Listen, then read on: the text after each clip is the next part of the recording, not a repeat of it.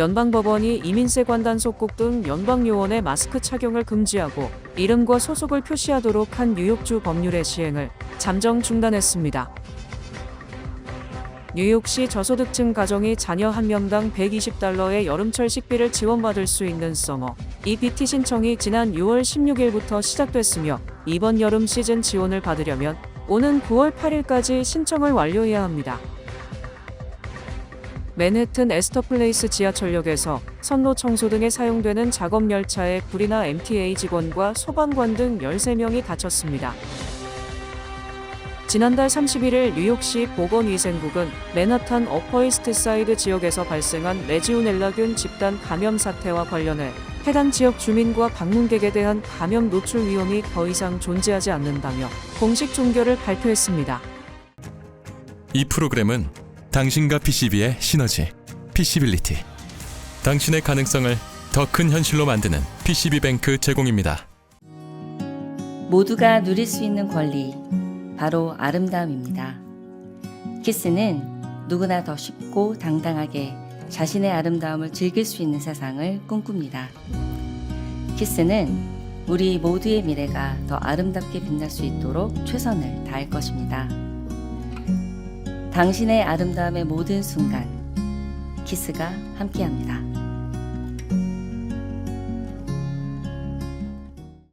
연방법원이 이민세 관단 속국 등 연방요원의 마스크 착용을 금지하고 이름과 소속을 표시하도록 한 뉴욕주 법률의 시행을 잠정 중단했습니다. 법원은 주정부가 연방법집행기관의 복장과 신분 표시 방식을 직접 규제하는 것은 연방법 우선 원칙을 침해할 가능성이 크다고 판단했지만 뉴욕주와 지방경찰이 민사 이민 단속을 위해 연방기관의 인력이나 시설, 구금 정보를 제공하지 못하도록 한 조항은 그대로 유지했습니다. 뉴욕주 측은 얼굴을 가린 요원들의 단속이 주민 불안과 신원 사칭 위험을 키운다며 항소를 포함한 대응을 검토하고 있고 연방정부는 요원과 가족의 안전을 위해 마스크 착용이 필요하다는 입장입니다. 이번 판결로 연방 이민 단속에 대한 주정부의 규제 권한을 둘러싼 법적 공방은 계속될 전망입니다. 뉴욕시 저소득층 가정이 자녀 한 명당 $120의 여름철 식비를 지원받을 수 있는 썸머 EBT 신청이 지난 6월 16일부터 시작됐으며 이번 여름 시즌 지원을 받으려면 오는 9월 8일까지 신청을 완료해야 합니다. 해당 프로그램은 학교의 여름방학 기간 동안 무료 급식을 이용하기 어려운 저소득층 가정의 식료품 구입을 돕는 연방정부 지원 조치입니다.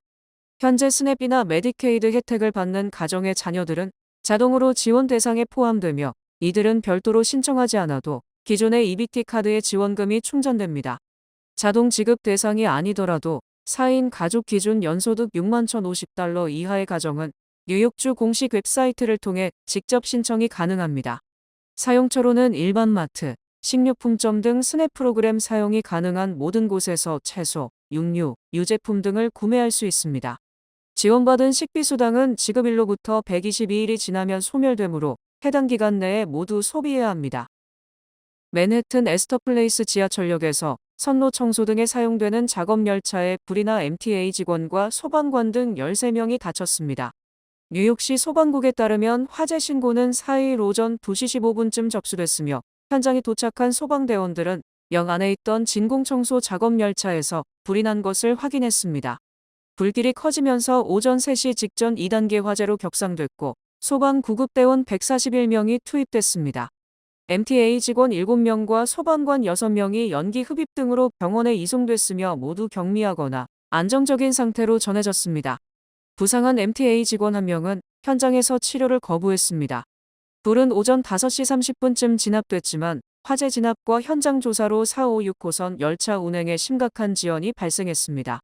일부 열차는 에스터플레이스역을 무정차 통과하거나 노선이 변경됐으며 출근길 이용객들이 다른 노선으로 몰리면서 혼잡이 이어졌습니다. 화재가 시작된 정확한 원인은 아직 확인되지 않았으며 MTA와 소방당국이 작업열차의 전기 기계 장비와 당시 운행 상황을 조사하고 있습니다. 지난달 31일 뉴욕시 보건위생국은 맨하탄 어퍼이스트사이드 지역에서 발생한 레지오넬라균 집단 감염 사태와 관련해 해당 지역 주민과 방문객에 대한 감염 노출 위험이 더 이상 존재하지 않는다며 공식 종결을 발표했습니다. 보건당국은 마지막 확진자가 증상을 나타낸 이후 레지오넬라균의 최대 잠복기인 2주 동안 추가 감염자 사례가 없었고 발원지로 의심되는 건물 냉각탑들에 대한 소독 조치가 완료됨에 따라 이 같은 결정을 내렸다고 설명했습니다. 이번 사태의 최종 확진자는 총 92명에 달했습니다. 이 중 79명이 병원에 입원해 치료를 받았으며 7명이 사망했습니다.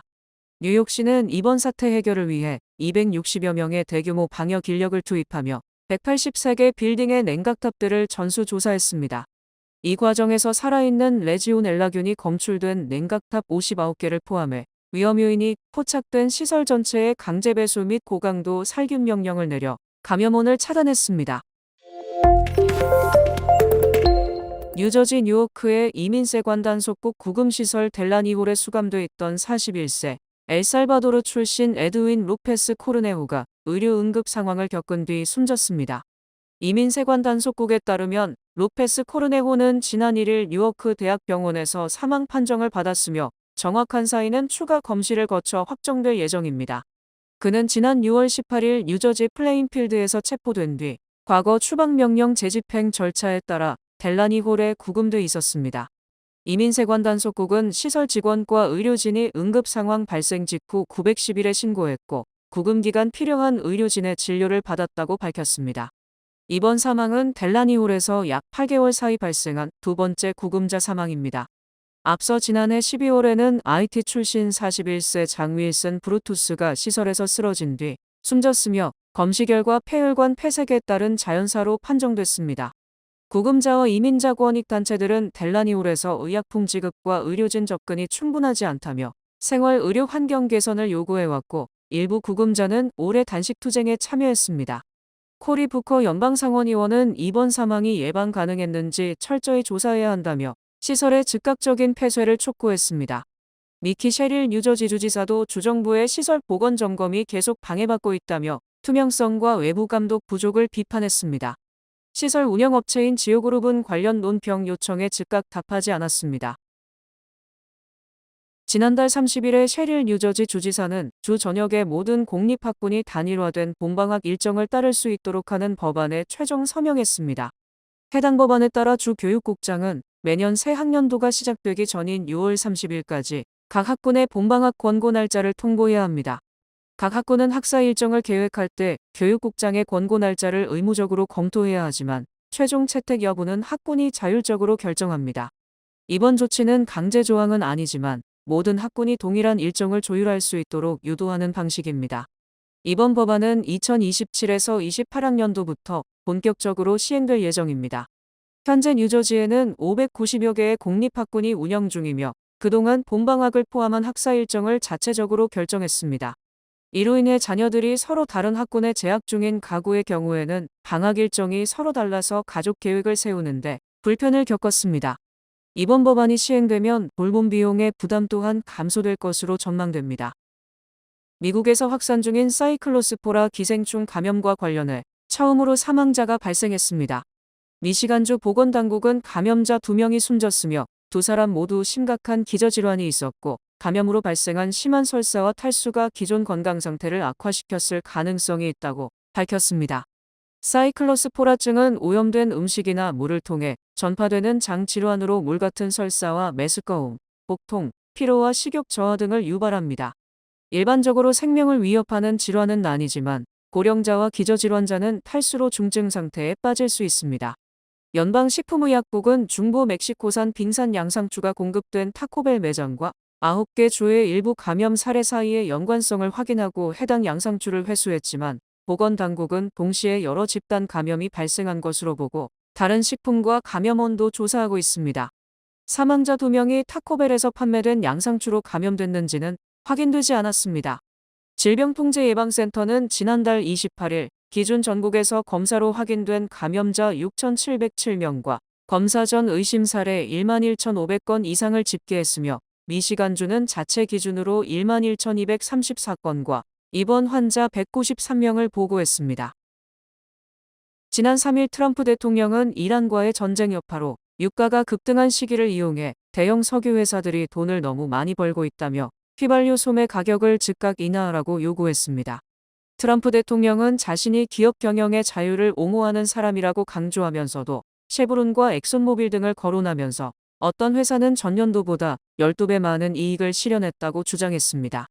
쉐보론은 올해 2분기 122억 달러 순이익을 기록했으며 이는 전년 동기 대비 약 5배에 달합니다. 엑손모빌도 같은 기간 순이익이 2배로 늘어난 145억 달러를 달성했습니다. 이번 현상의 주요 원인은 지난 2월에 발발한 이란과의 무력 충돌로 호르무즈 해협에서의 선박통행 차질이 생기면서 국제유가와 정제 마진이 동반 상승했기 때문입니다. 현재 전국 휘발유 평균 가격은 갤런당 4달러를 돌파하며 작년 1월의 트럼프 대통령 취임 시기보다 30% 이상 상승한 상황입니다. 이 프로그램은 대형은행의 든든함과 로컬은행의 세심함으로 함께하는 뱅크 오브 호프 제공입니다. 주요 단신 전해드립니다. 미셸 스틸 신임 주한미국 대사가 외교부를 방문해 신임장 사본을 제출하고 공식 활동에 들어갔습니다. 뉴욕 지구와 인교회협의회가 오는 8월 7일부터 사흘간 프라미스 교회에서 대뉴욕 복음화대회를 개최합니다. 연방 메디케어 사기 혐의로 유죄를 인정받은 뒤 선고를 앞두고 잠적한 한인 간호사 김지혜 씨를 연방 당국이 공개 수배했습니다. 시니어 권익 단체인 시니어 시티즌스 리그는 2027년 소셜연금 생활비 조정률이 3.8%에 이를 것으로 전망했습니다. 스마트폰과 소셜미디어를 시작하는 연령이 낮을수록 학교 성적이 낮아진다는 이탈리아 연구진의 조사 결과가 나왔습니다. 모로코의 모하메드 6세 국왕이 지난해 개통된 1055km 구간의 고속도로를 감사의 의미를 담아 도널드 트럼프 고속도로로 명명했습니다. 7월 한 달간 롤러코스터 장세를 보인 한국 증시를 두고 경제 전문 매체 블룸버그가 한국이 투자 부적합 국가가 되고 있다고 비판했습니다. 아마존이 사상 최초로 시가총약 3조 달러를 돌파하며 엔비디아, 알파벳, 애플, 마이크로소프트의 뒤를 이었습니다. 날씨 전해드립니다. 수요일인 내일은 외우가 내리겠습니다. 낮 최고 기온은 81도, 최저 기온은 74도입니다. 해 뜨는 시간은 5시 56분, 해지는 시간은 8시 7분입니다. 이상으로 주간 날씨와 세계 날씨 전해드립니다.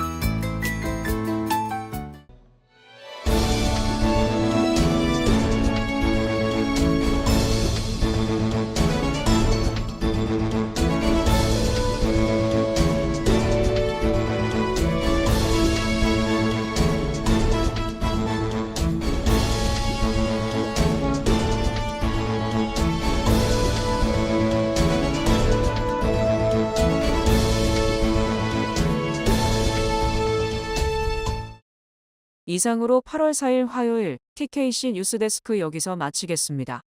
시청해주신 여러분 고맙습니다.